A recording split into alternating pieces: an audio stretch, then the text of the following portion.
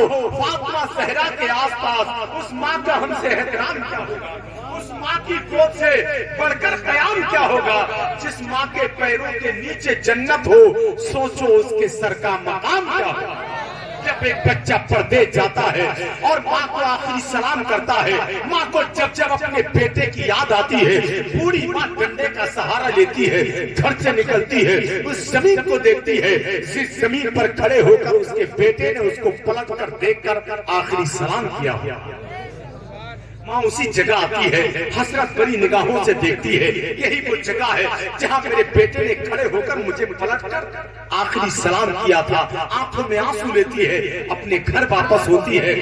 شاعر کہتا ہے رونے میں یہ خطرہ ہے تالاب ندی ہو جاتے ہیں، رونے میں یہ خطرہ ہے تالاب ندی ہو جاتے ہیں۔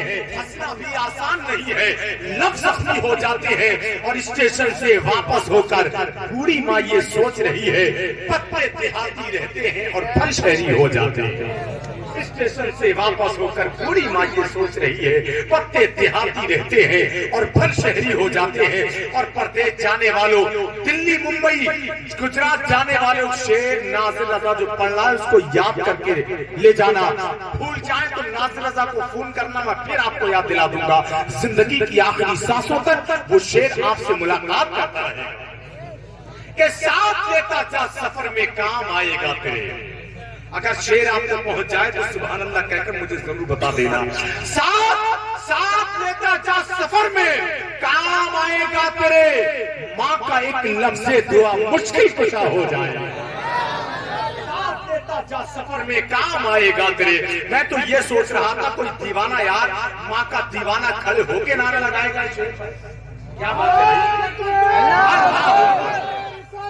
یا رسول اللہ، زندہ باد زندہ باد یا رسول اللہ، اللہ اکبر۔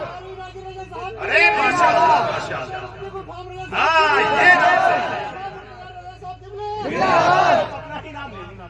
ماشاءاللہ واقعی ایسا جذباتی نعرہ لگا رہے ہیں۔ مجھے لگتا ہے رضوان بھائی اگر یہ 80-85 سال پہلے آئے ہوتے تو ہندوستان نہ جانے کب کا آزاد ہوتا۔ لوگ اتنا سست بیٹھے ہیں، اتنا پہلے آئے ہوتے تو ابھی تک آزاد نہیں ہوا ہوتا۔ وہ تو اللہ کا شکر ادا کرے کہ اس دور میں میڈیا نہیں تھا، ورنہ وہ تو انگریزوں کی غلامی کے فائدے ہی بتاتی رہتی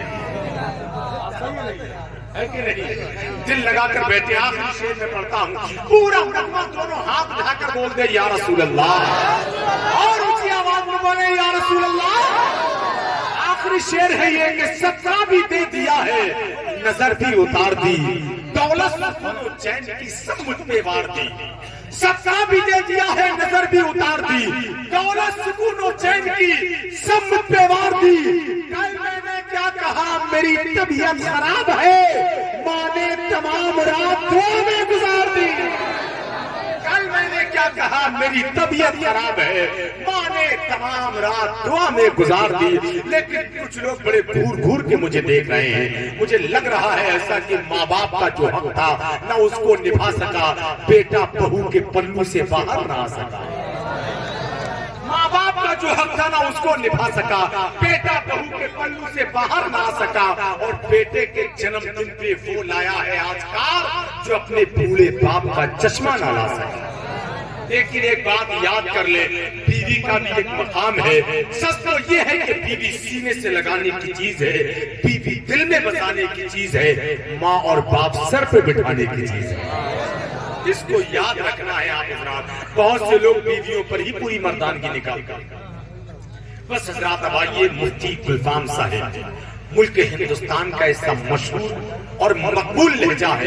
ہندوستان کے اندر روزانہ 150-200 جلسے ہوتے ہیں، شاید کوئی جلسہ ایسا جاتا ہو، ایسی کانفرنس جاتی ہو جہاں پر خطیب اعظم ہندوستان مفتی گلفام صاحب قبلہ کا ذکر نہ ہو۔ ایسا خطیب ہے، لیکن میں آپ کو بتا دوں بابا فرید سے ایک شخص نے کہا آقا جو تقریر ہوتی ہے یہ تقریر میرے دل پر اثر نہیں کرتی۔ وہ بابا فرید ان کے چہرے کو جو دیکھتا کلمہ پڑھتا مسلمان ہو جاتا۔ ماں کے پاس گئے، کہا ماں میرے چہرے کو جو دیکھتا ہے کلمہ پڑھتا ہے مسلمان ہو جاتا ہے۔ ماں نے کہا بیٹا اس میں تیرا نہیں، اس میں میرا کمال ہے۔ بابا فرید کہتے ہیں ماں تیرا کیا کمال ہے، چہرہ میرا ہے، میرے قدموں میں گرتے ہیں، میرے ہاتھ پر کلمہ پڑھتے ہیں، تیرا کیا کمال ہے۔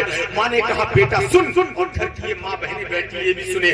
بابا فرید کی ماں کہتی ہے بیٹا جب تو چھوٹا تھا کتنی ہی سرد راتیں ہوتی، کتنی ہی ٹھنڈی راتیں ہوتی، جب بھی تجھے دودھ پینے کی خواہش ہوتی تو پہلے میں وضو بناتی تب تجھے دودھ پلاتی۔ یہ باوضو دودھ پلانے کا اثر ہے، جو تجھے دیکھتا ہے کلمہ پڑھتا ہے مسلمان ہو جاتا ہے۔ اسی بھیڑ میں ایک شخص ملتا ہے کہتا ہے بابا فرید جو تقریریں جو گفتگو ہوتی ہے یہ باتیں میرے دل پر اثر نہیں کرتی، بہت پریشان ہوں۔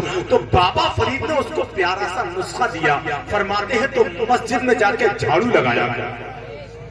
اس نے کہا بابا فرید اس سے کیا ہوگا؟